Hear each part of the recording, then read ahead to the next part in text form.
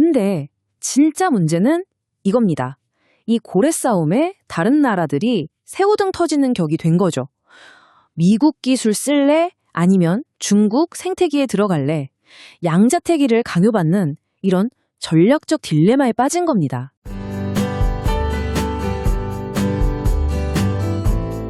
오늘 다룰 주제는 바로 이겁니다. Sovereign AI.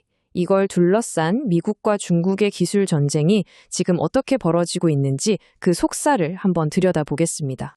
21세기의 진짜 전쟁터가 어디일까요? 육지나 바다가 아니에요. 바로 데이터입니다. 옛날엔 탱크로 땅을 뺏었다면 이젠 보이지 않는 데이터로 세계를 지배하는 시대가 온 거죠. 이 데이터 전쟁, 사실 그냥 뜬구름 잡는 얘기가 아닙니다. 이걸 현실로 끌어내린 아주 상징적인 사건이 하나 있었죠. 바로 화웨이 사태입니다. 여러분도 기억하실 거예요. 전 세계 통신 시장을 꽉 잡고 있던 화웨이가 갑자기 국가 안보 위협으로 찍혔죠.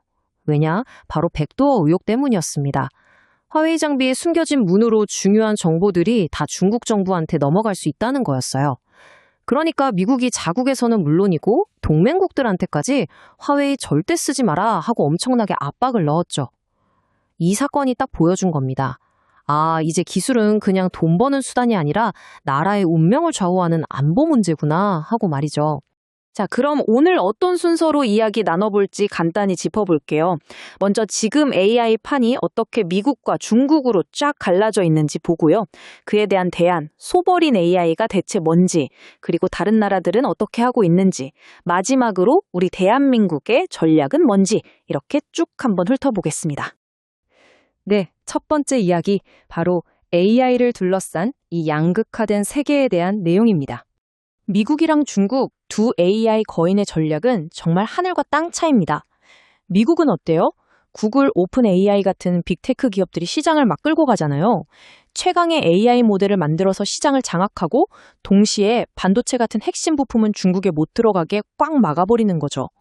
반면에 중국은요, 모든 걸 국가가 주도합니다. 철저히 우리 힘으로를 외치면서 자립 생태계를 만들고 이걸로도 모자라 자기네 AI 기술을 통째로 묶어서 기술 패키지로 아프리카나 동남아에 수출하고 있어요. 자기 편을 만드는 거죠. 자, 근데 진짜 문제는 이겁니다. 이 고래 싸움에 다른 나라들이 새우등 터지는 격이 된 거죠. 미국 기술 쓸래? 아니면 중국 생태계에 들어갈래? 양자태기를 강요받는 이런 전략적 딜레마에 빠진 겁니다. 이러다간 기술적으로 완전히 어느 한쪽에 종속될 수밖에 없는 상황인 거죠. 그럼 미국과 중국 사이에서 우리 같은 나라들은 대체 뭘 할 수 있을까요? 그냥 지켜만 봐야 할까요? 바로 이 질문에 대한 대답으로 나온 게 오늘의 핵심 주제, 소버린 AI입니다. 이게 대체 뭔지 한번 제대로 파고 들어가 보죠. 소버린 AI, 단어는 좀 어려워 보이지만 간단해요. 말 그대로 AI 주권입니다. 우리 AI를 우리 스스로 컨트롤할 수 있는 힘을 갖자는 거죠. 다른 나라나 특정 회사에 휘둘리지 않고 우리 데이터, 우리 인프라, 우리 AI 모델을 우리 뜻대로 할 수 있는 능력.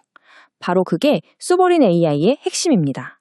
이 소버린 AI라는 집을 짓는 데는 4개의 튼튼한 기둥이 필요하다고들 합니다. 첫째, 우리 데이터를 우리가 지키는 데이터 주권.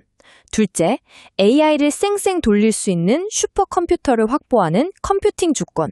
셋째, 우리 말과 문화에 딱 맞는 AI를 직접 만드는 모델 주권. 그리고 마지막으로 이 AI를 어떻게 쓰고 어떤 규칙을 만들지 우리 스스로 정하는 규범 주권. 이 4가지가 모두 갖춰져야 진짜 AI 주권을 가졌다고 말할 수 있는 겁니다. 아, 여기서 오해하시면 안 되는 게 있어요. 소버린 AI가 모든 걸 국산으로만 쓰자, 이런 식의 폐쇄적인 생각이 절대 아닙니다. 핵심은요, 전략적 자율성이에요. 그러니까 필요하면 외국 기술도 쓰죠. 하지만 만약에 상황이 안 좋아지거나 우리한테 불리한 요구를 할 때, 아, 그럼 우린 다른 선택지가 있어 라고 말할 수 있는 힘, 그 자유를 갖는 게 진짜 목표인 겁니다. 자, 그럼 이런 움직임이 그냥 이론에만 그치는 걸까요? 아니죠. 이미 전 세계적인 흐름이 되고 있습니다. 특히 우리랑 비슷한 처지의 나라들이 어떻게 움직이는지 한번 보시죠. 미국, 중국 빼고 AI 좀 한다는 나라들, 이른바 AI 중견국들이 정말 발빠르게 움직이고 있습니다. 일본, 싱가포르, 캐나다, EU가 대표적인데요. 이들은 미중 한쪽에 끌려가지 않기 위해 저마다의 생존 전략을 짜고 있는 거죠. 크게 보면 전략이 두 갈래로 나뉩니다. 하나는 특화 전략. 모든 걸 다 할 순 없으니 우리가 제일 잘하는 거 하나만 제대로 파는 거예요. 예를 들어 일본은 그냥 AI 돌리는 슈퍼컴퓨터 인프라에 어마어마한 돈을 쏟아붓고 있죠. 다른 하나는 연대 전략입니다. 혼자 힘드니까 비슷한 생각을 가진 나라들끼리 힘을 합치는 거죠. 유럽연합이 가이아-X라는 프로젝트로 유럽만의 데이터망을 만들고 표준을 정하는 게 바로 이런 케이스입니다. 이 표를 보면 각 나라의 고민이 딱 보여요.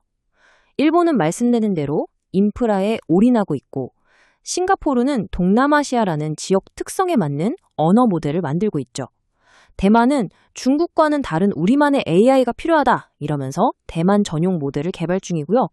인도는 어마어마한 인구에서 나오는 공공 데이터를 무기로 국가주도 모델을 만들고 있습니다. 다들 자기 상황에 맞게 최적의 길을 찾고 있는 거죠. 자, 그럼 이제 제일 궁금한 부분이죠. 이 글로벌 AI 전쟁 속에서 우리 대한민국은 어떤 카드를 꺼내 들었을까요? 네, 이 로고가 보이시죠? 서울대 미래전략연구센터 로고인데요. 이게 뭘 의미하냐면 우리나라에서 이 AI 전략을 그냥 산업 정책이 아니라 국가의 생존이 걸린 안보 문제로 보고 있다는 아주 중요한 시그널입니다. 정부가 내건 목표 정말 대단합니다. 글로벌 AI 3대 강국, 미국, 중국과 어깨를 나란히 하겠다는 거죠. 그리고 이 엄청난 목표를 위해서 우리가 선택한 전략이 아주 독특합니다. 이름하여 특화형 풀스택 전략입니다.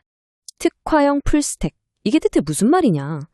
미국이나 중국처럼 AI의 A부터 Z까지 모든 걸 다 지배하겠다는 게 아니에요. 그 대신 반도체부터 서비스까지 이어지는 AI의 모든 단계에서 남들한테 휘둘리지 않을 정도의 전략적 자율성을 확보하자는 겁니다. 특히 우리가 세계 최고인 HBM 같은 메모리 반도체 기술을 10분 활용하고 우리가 강점을 가진 금융, 의료, 제조 같은 핵심 산업에 딱 맞는 AI 모델을 만들어서 승부를 보겠다는 거죠. 이 전략이 그냥 말로만 끝나는 게 아니라는 증거가 바로 이 숫자입니다. 30만. 이게 뭘까요? 바로 정부와 민간이 힘을 합쳐서 확보하려는 고성능 GPU 개수입니다. 이 정도면 국가 단위로 거대한 AI 데이터 센터를 만들어서 산업 전체를 바꾸겠다는 정말 강력한 의지를 보여주는 거죠. 그런데 한국의 전략은 여기서 그치지 않아요. 더 큰 그림을 보고 있습니다. AI를 돌리려면 전기가 엄청나게 필요한데 이 문제를 해결하기 위해 저전력, 고효율 기술에 투자하는 지속 가능한 AI를 내세우고 있어요. 이걸로 기술 리더십도 잡고 환경 문제에 대한 외교적인 영향력까지 키우겠다는 아주 스마트한 전략이죠. 자, 오늘 쏘버린 AI를 둘러싼 전 세계적인 움직임을 살펴봤습니다. 마지막으로 이런 질문을 던져보고 싶네요. 이렇게 모든 나라가 우리만의 AI를 외치면 결국 디지털 세상은 서로 벽을 쌓고 분열하게 될까요? 아니면 오히려 몇몇 강대국이 모든 걸 독점하던 세상에서 벗어나 기술적으로 더 다양하고 더 건강한 세상이 열리게 될까요? 아마 그 답은 바로 지금 우리의 선택에 달려 있을 겁니다.